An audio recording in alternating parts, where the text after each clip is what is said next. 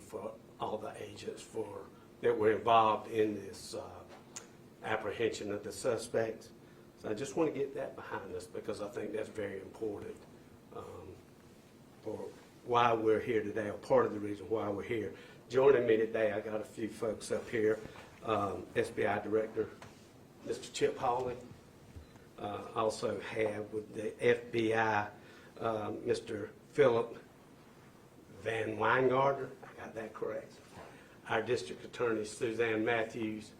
Some members of the Sheriff's Office that have worked around the clock on this, as well as the other agencies.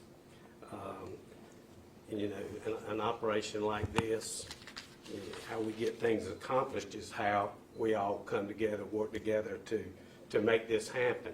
So it's a blessing for any sheriff or chief of police to have this kind of support to help us, because we can't do it by ourselves, and the results of what happened are because of these folks and the people that work for them. I'm going to start this out. The missing juvenile was located early this morning in Dare County, North Carolina, by agents with the North Carolina State Bureau of Investigation, the FBI, Kitty Hawk Police Department, Dare County Sheriff's Office, and Currituck County Sheriff's Office. The Virginia Beach Police Department assisted in the investigation. The juvenile appeared not to have any injuries, but was transported to a local hospital for evaluation. The locating of the juvenile was the result of an extensive investigation by the above agencies. Each of the participating agencies worked together, utilizing their own but cohesive use of law enforcement tools to further the investigative process. Key avenues to success this case relied upon court-approved methods for cellular analysis and social media review to locate the missing juvenile and the suspects. As you may know, we have arrested 2 of the suspects. First was Elihue Martin Mahler, age 31, black male from Virginia Beach, Virginia. He was charged with human trafficking, child victim, felony kidnapping, felony conspiracy to kidnap, and felony conspiracy human trafficking. Also arrested was Austyn Lee Cole, age 23, white male of Kitty Hawk, North Carolina. His charges were human trafficking, child victim, felony kidnapping, felony conspiracy to kidnap, and felony conspiracy human trafficking. Also, ask for your privacy for the family. Now, I do have a message from the mother, speaking with her. You know, obviously she's very elated that her daughter is being returned back this afternoon. And she wanted to thank all the agencies that were involved with this. But at this time, I think all of you can appreciate that she wants her privacy and her family right now. And so I ask that you honor that. Obviously, I can't make you do it, but just think about if that was your daughter. So keep that in mind. I know you have a lot of questions. You got a job to do. Also, one I failed to answer is some of the agents here at the Sheriff's Office. You know, I've been up here for the last 2 days, and this went on all night long. There was agencies. They never left. They were right here in this room to help bring this young lady back safely. Right now, what I'd like to do is ask our District Attorney, Suzanne Matthews, if she'll step up. She may have a few words for you. Thank you, Sheriff. Good afternoon. On behalf of the District Attorney's Office, I would like to commend each agency that played a role in bringing this investigation to a successful completion. It is a testament to the hard work and dedication of each detective, officer, and agent that we're standing here today reporting a positive outcome for this family. The first appearance for these defendants should occur tomorrow in Harnett County District Court. Pursuant to statute, bond has not yet been set. Bond will be considered and may be set by the judge tomorrow during the first appearance. As this case moves through the court system, my office remains committed to seeking justice for all involved parties. Thank you. At this time, we'll open it up for some Q&A. It may be I step back and let the ones that are involved that involved with apprehension. So with that being said, who's got a question? First Yes. interaction, how did these two first meet, the juvenile and the adult? How did that happen? Okay, I want to let FBI, Philip. So as we understand, the subjects in this investigation interacted with the victim in the online space, as unfortunately we have seen previously in other investigations that FBI and our partners have worked, this ultimately led to a transition from the online space to the real world, which can obviously be extremely tragic and have significant consequences. There was a delay in the Amber Alert going out. Did that cause any issues for how you all were able to respond? No, sir. None whatsoever. Are you able to stand up just like, yeah, sorry. That's all right. It was not. We were already working it at that time. As soon as we notified, the sheriff notified us, and we got together with all the parties involved, we immediately started our investigation. That was just a mere process for notification for the public. The technology you guys used to solve the case, I heard cellular and I heard something else. Could you kind of go into that a little bit? Sure, I'll let the FBI direct with that. So in these sorts of investigations, the FBI leverages, as well as our partners, leverage a number of different capabilities. Each agency brings to bear a specific skill set, experiences, technical capabilities, but then also it's important to note that all of these investigations are leveraging and using techniques that are going to be court authorized. So it's important to note that. While we don't want to go into specifics in this case, it's worth noting that, again, leveraging technologies and capabilities across all these agencies led to this outcome. While you're there, I know that you said that the suspects and the victim met in the online world and it moved to reality. Did she go willingly with these individuals? Was she snatched, taken by them? Yeah, so I don't want to get to specifics in this particular investigation about that. What I will say is that no minor goes willingly. So anytime you've got a minor who's engaging with a predator online and they do something in the real world, or for that matter, they do something online, they are minors. They are victims, they're being manipulated. And it's worth noting that in generally in these investigations, but I wouldn't want to speak specifically to this one. Speaking about human trafficking charges that are involved here, do you believe that this is isolated, or are these two individuals a part of something bigger? Yep, so it's a good question. I think it's worth noting that the efforts over the last couple of days in this particular investigation have been driving specifically at the safe return of this victim. And we've achieved that. In the course of the investigation, in the course of that effort, all the agencies have developed a lot of evidence that we will be reviewing, and we'll continue to cover additional leads and continue to conduct additional investigation to answer those sorts of questions. But the investigation, while it has been extremely intense and we've worked very hard collectively as agencies over the last couple of days, there's a lot of work left to be done. Any idea how the man from Virginia Beach and the man from Kitty Hawk knew each other, how they grow to be together? So right now we're trying to further identify that.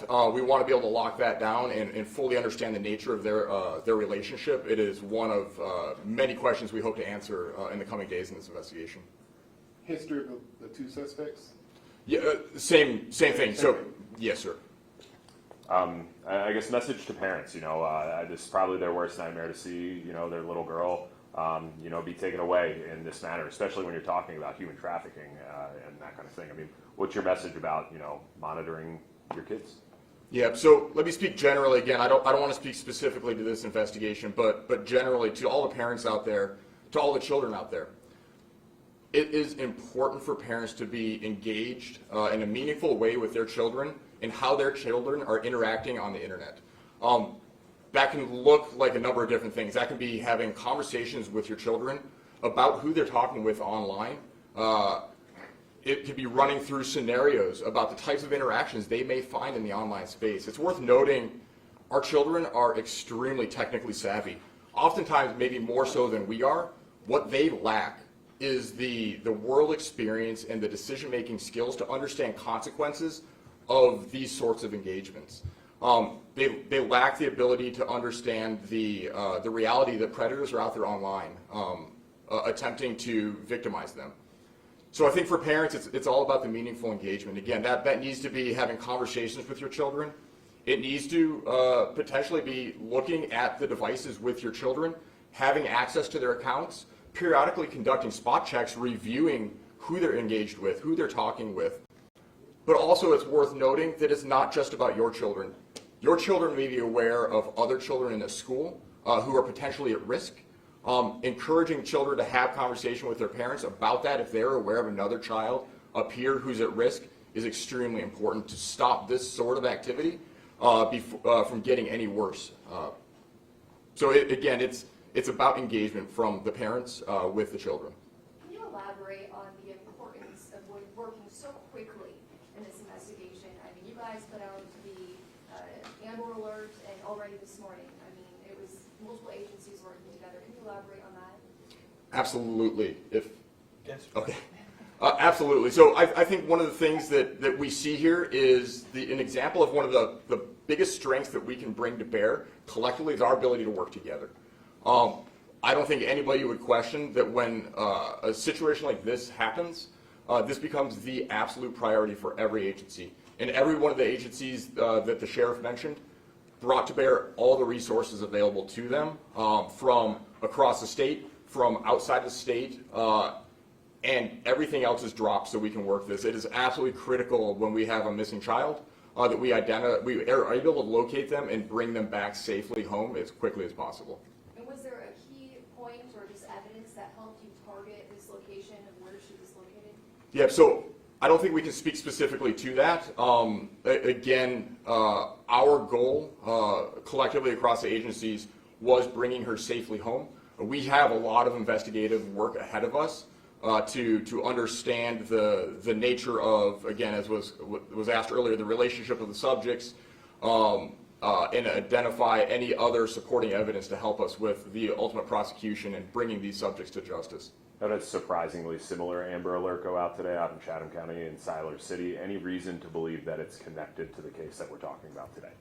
So there is no reason that I'm aware of at this time to believe that there is any connection between those investigations. It is worth noting that the Siler City Police Department, SBI, FBI are standing up a joint command post to work this investigation. And much like the investigation we're talking about today, the same goal is there for us, is to safely, quickly identify the location of the victim and bring that victim home safely. Being part of the I-95 corridor, how common is this? And I'm assuming the outcome's not always this. Yeah, so it's a good question. I don't think being part of the I-95 corridor necessarily is connected to this particular investigation. I think it's worth noting that wherever children are on the internet, predators will find them on the internet. And so we see this across the FBI in our experience, and I'm sure it's the same with the other agencies as well, that it is less about geographical location, it's less about the upbringing of the child. What, are they rural? Are they in an urban environment? It's about predators going after children in the online space. There's 2 suspects, but given child trafficking charges, any thoughts that this may be a much larger organization? No indication at this time of that. However, again, it's worth repeating that we are in the early stages of the more thorough investigation to develop that, the evidence that we'll need to answer those sorts of questions. Could someone possibly just say the names of the suspects, or at least provide a spelling to make sure? Let me ask Director Hawley to step up, because he has information on their criminal history, and he can also give you their names and the correct spelling of it. And also, Director Hawley, when I contacted him first, it was amazing, just like with the FBI, how quickly they responded down here, set up the command post, and just got on this, and that's another reason we were able to solve this so quickly and come to a good, as you said, a good ending. Not all of them end like this, but I'll let Director Hawley speak on that.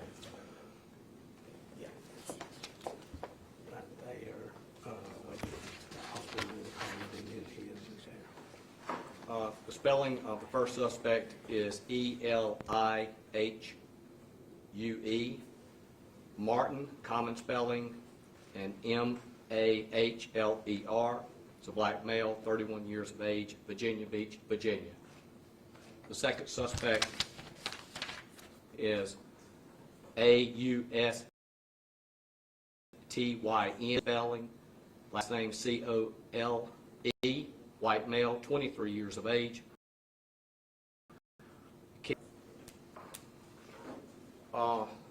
The relationship the sheriff just spoke about is incredible. Being able to have you talk about agencies working together, but it's about having that personal connection with all senior law enforcement across the state and across the nation.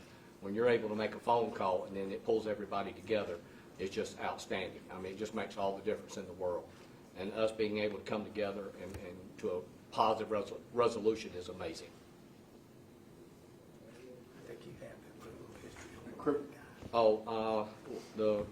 There is a criminal history on the first suspect, the black male. He has been charged before with assault on a law enforcement officer and weapons charge and some drug activity.